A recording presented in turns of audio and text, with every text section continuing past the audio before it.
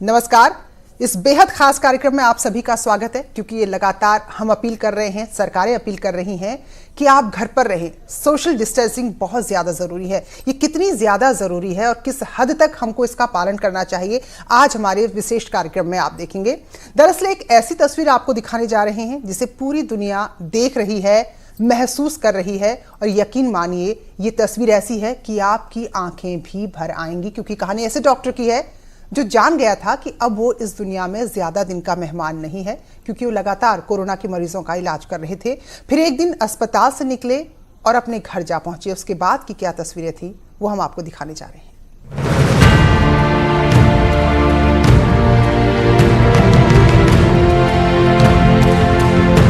इस तस्वीर में आप देख रहे हैं एक डॉक्टर अपने घर के बाहर खड़े हैं।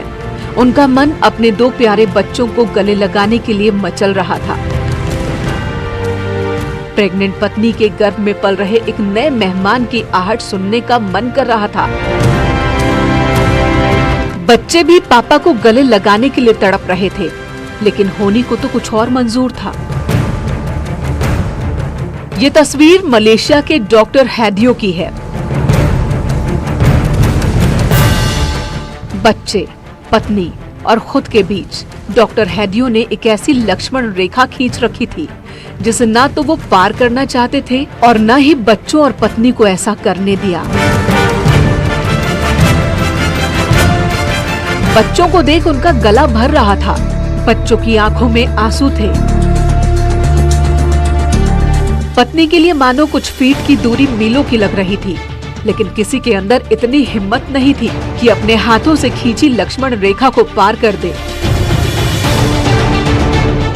लोग कहते हैं कि मौत को किसने देखा है, मौत कब आएगी किसी को पता नहीं।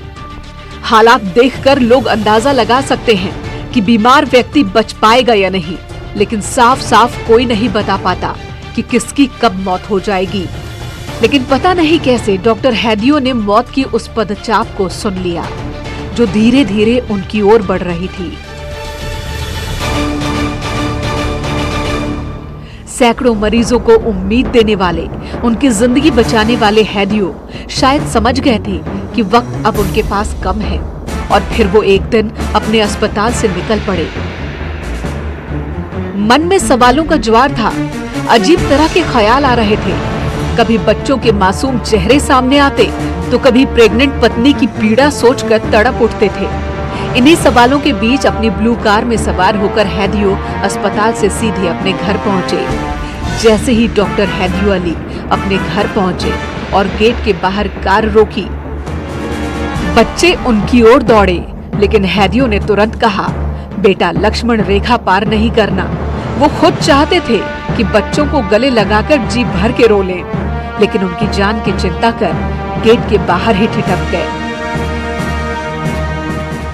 वो अपने बच्चों को देखते और बच्चे अपने पिता को। पत्नी आंखों में आंसू लिए उन्हें निहार रही थी। बच्चे और पत्नी को उम्मीद थी कि डॉक्टर हैदियो जल्द ठीक होकर लौटेंगे, लेकिन शायद डॉक्टर जानते थे कि वक्त उनके हाथ से निकल रहा है। इसलिए वो बच्चों को देखने के लिए आए और अपने बच्चों को देखकर लौट गए।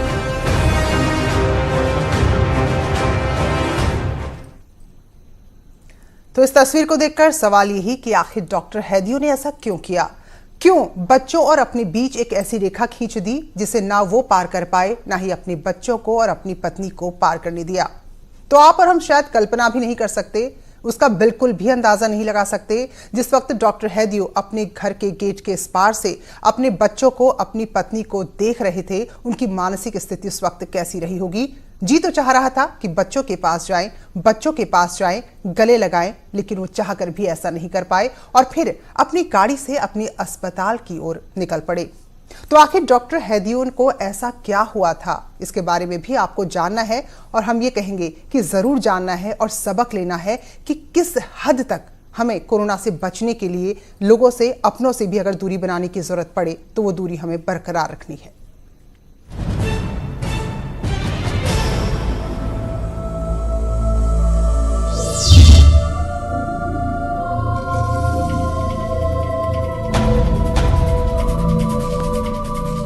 डॉक्टर हैदियो अली दुनिया के लिए एक हीरो हैं।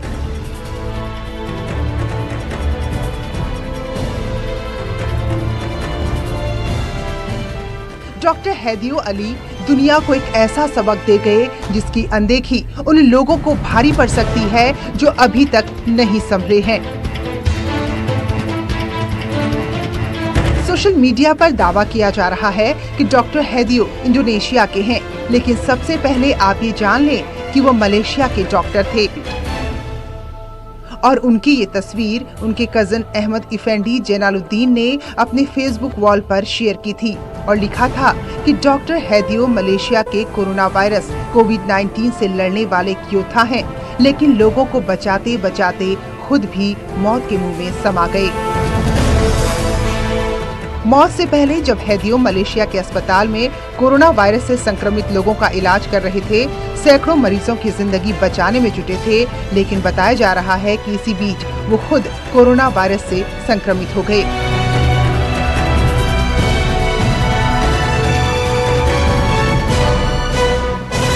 बिंटेरो प्रीमियर हॉस्पिटल से एक दिन वो बच्चों को देखने घर पहुंचे। उस वक्त डॉक्टर हैदियो की हालत ज्यादा खराब नहीं थी, लेकिन इन्फेक्शन की वजह से उनका भी ट्रीटमेंट चल रहा था। घर पहुंचने के बाद हैदियो बच्चों से 5 मीटर दूर लकड़ी के गेट के बाहर ही खड़े हो गए, लेकिन बच्चे दौड़कर अपने पापा के पास जाना चाहते थे। हैदियो ने बच्चों को रोका और बताया कि दूर रहो, कोरोना वायरस पास आने से फैलता है। रूंधे गले से मुस्कुराते हुए हैदियो ने कहा, मेरे बच्चों, पापा आपको बहुत प्यार करते हैं, आप स्ट्रॉन्ग बनो, धैर्य रखो, सब ठीक हो जाएगा। लेकिन बच्चे पूरी तरह से पिता की बात को समझ नहीं पा रहे थे, वो बस उन्हें देखते जा रहे थे। बच्चे ये भी नहीं समझ पा रहे थे कि पापा उन्हें दौड़कर गले क्यों नहीं लगने दे रहे। वो कोरोना वायरस के असर को भी समझने में सक्षम नहीं थे, लेकिन पत्नी सब कुछ जानती थी। फिर जब आंखों से आंखों में बात कर बच्चों और पत्नी से विदा लेकर डॉक्टर हैदियो जाने वाले थे, तभी उनकी पत्नी ने इस तस्वीर को अपने कैमरे में उतार लिया। उन्हें क्या पता था कि ये तस्वीर उनकी आखिरी याद बनकर रह जाएगी। डॉक्टर हैदियो अली और उनके परिवार के बीच हुई मीटिंग की ये तस्वीर है।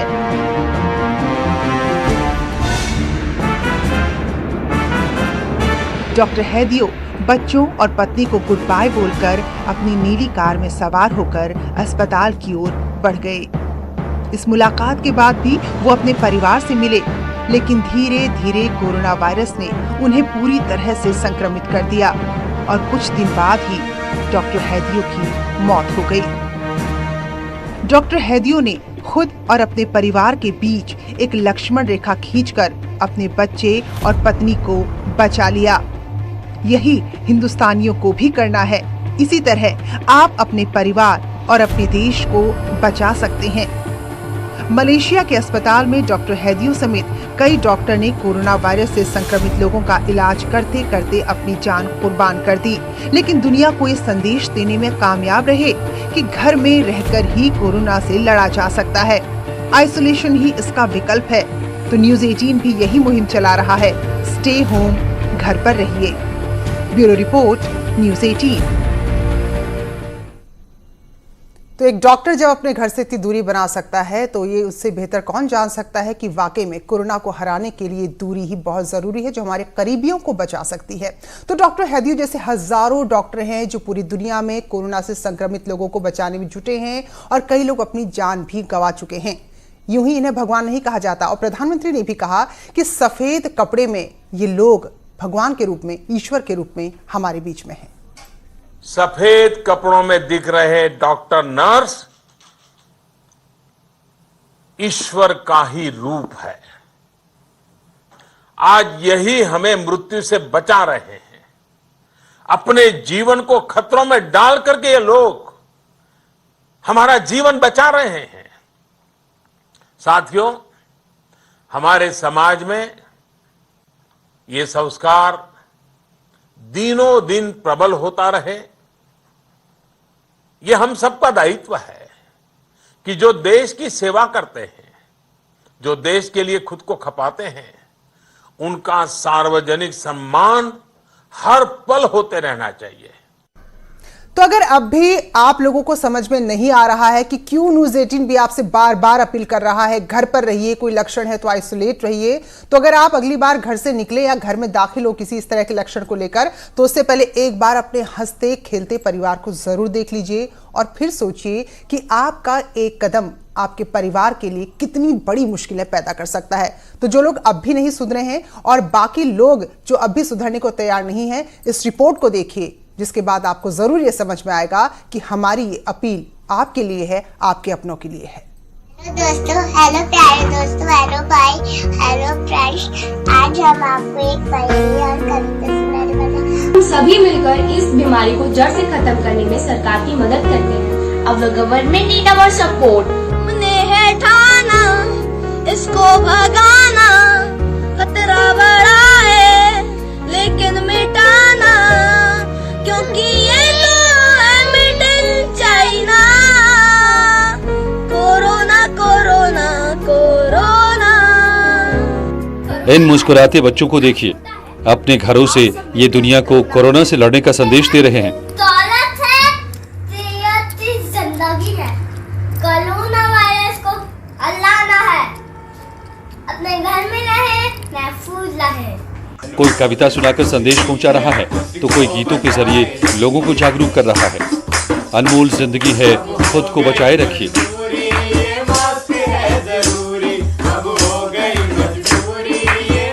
और खुद को बचाने के लिए आपको अपने ऊपर खुद ही कर्फ्यू लगाना होगा।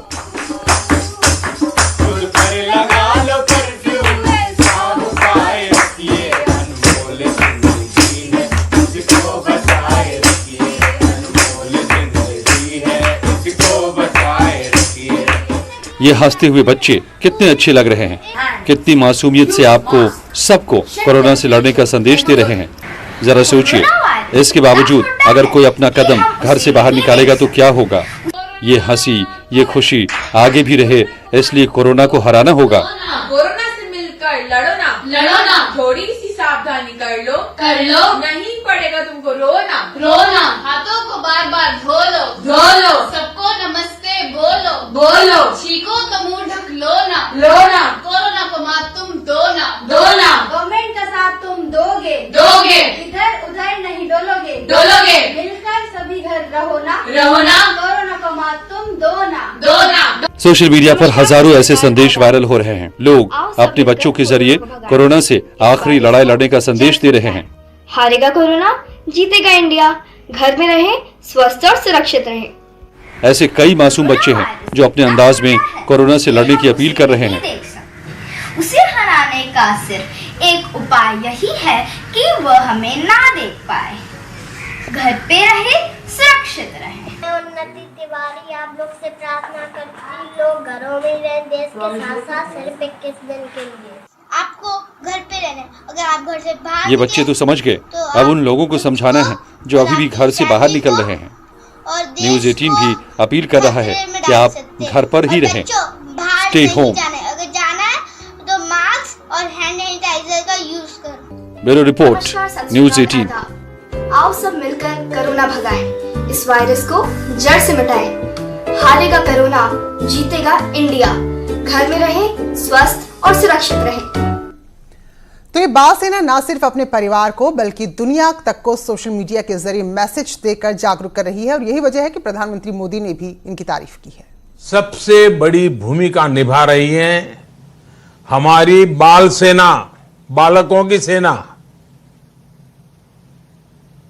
मैंने ऐसे वीडियो देखे जिसमें 4-4, 5-5 साल के बच्चे माता पिता को समझा रहे हैं कि कैसे हाथ धोना है, बाहर नहीं निकलना है, ऐसा नहीं करना है, वैसा नहीं करना है। बालक समझा रहे हैं। छोटे छोटे बालक बालिकाएं इस संकट पर अपनी प्रतिक्रियाएं दे रही है। तो पूरा विश्व इस वक्त कोरोना की चपेट में है, और आपको बता दें ब्रिटेन के प्रिंस चार्ल्स भी कोरोना पॉजिटिव पाए गए हैं।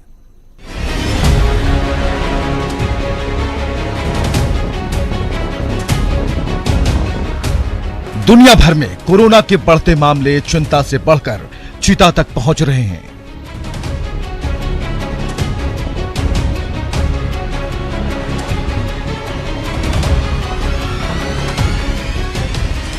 क्योंकि खबर है कि प्रिंस चार्ल्स भी कोरोना की चपेट में आ चुके हैं। जी हां, सही सुन रहे हैं आप। तस्वीर में गाड़ी से उतरते प्रिंस चार्ल्स दिख रहे हैं। आगे बढ़ते हैं, लेकिन हाथ मिलाने की जगह हाथ जोड़ते हैं, नमस्ते करते हैं। प्रिंस चार्ल्स जागरूक हैं।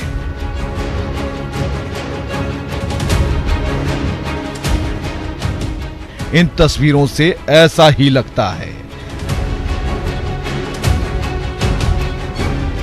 लेकिन संक्रमण से सीना उनका भी घायल हुआ है। चिंता बढ़ गई है तो ये खबर आपके लिए भी मायने रखती है।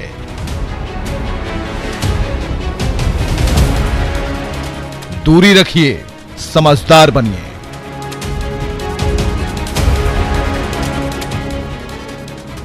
Bureau report, news 18।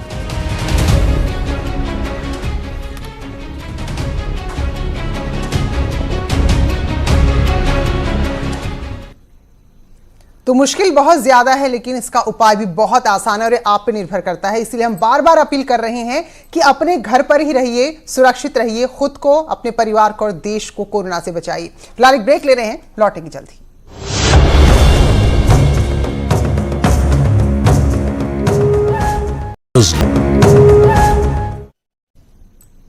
स्वागत है ब्रेक के बाद। तो हमने डॉक्टर हैदी की वो तस्वीर आपको दिखाई थी जो पूरे विश्व को ये मैसेज दे रही है कि अपने परिवार की भलाई के लिए आपको अगर कोई लगता है ऐसे लक्षण हैं तो उनसे दूर रहना ही जरूरी है। लेकिन देखिए उसके बावजूद क्या तस्वीर सामने आ रही है।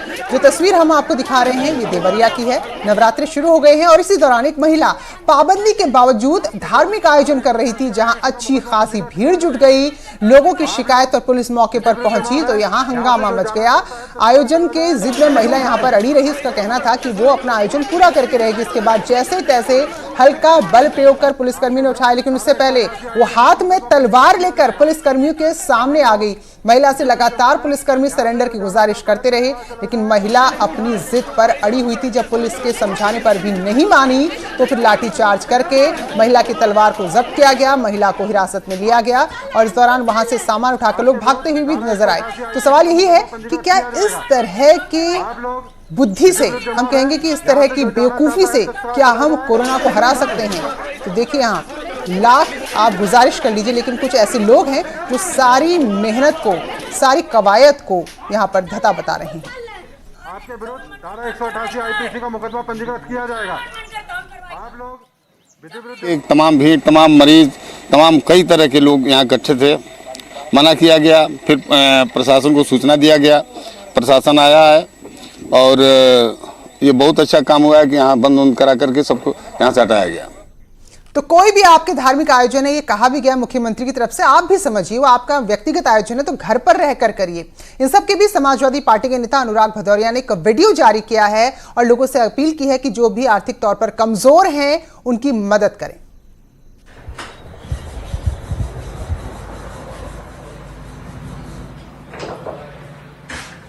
आज से 21 दिन का हमारे देश में लॉकडाउन शुरू हो गया है। 21 दिन तक कोई घर से बाहर नहीं निकलेगा, लेकिन हम लोग अपने घर में खाना बना रहे हैं, अपने परिवार को भी खाना खिला रहे हैं। लेकिन बार बार ध्यान मेरा उन लोगों की तरफ जाता है जो लोग के पास ना घर है, ना मकान है, ना रोटी है, ना ही उनके पास कोई ऐसा साधन है जिससे वो अपनी 2 वक्त की रोटी जुटा पाए। जो लोग काम करते थे लेबर में, जो पंजीकृत हैं सरकार के साथ, उसका तो सरकार ने उनका तो सोचा है कि सरकार उनके लिए, जो पंजीकृत लेबर है उनके लिए सरकार इंतजाम कर रही है। लेकिन बहुत से ऐसे लेबर हैं, बहुत से ऐसे लेबर जिनका पंजीकरण नहीं है, जैसे रोज के रोज जो अपनी यहाँ दिहाड़ी पे काम करते हैं, दिहाड़ी पे काम करने वाले, रिक्शा चलाने वाले, रेहड़ी लगाने वाले, और रोज अपनी छोटा छोटा सा काम करके अपना पेट पालते थे।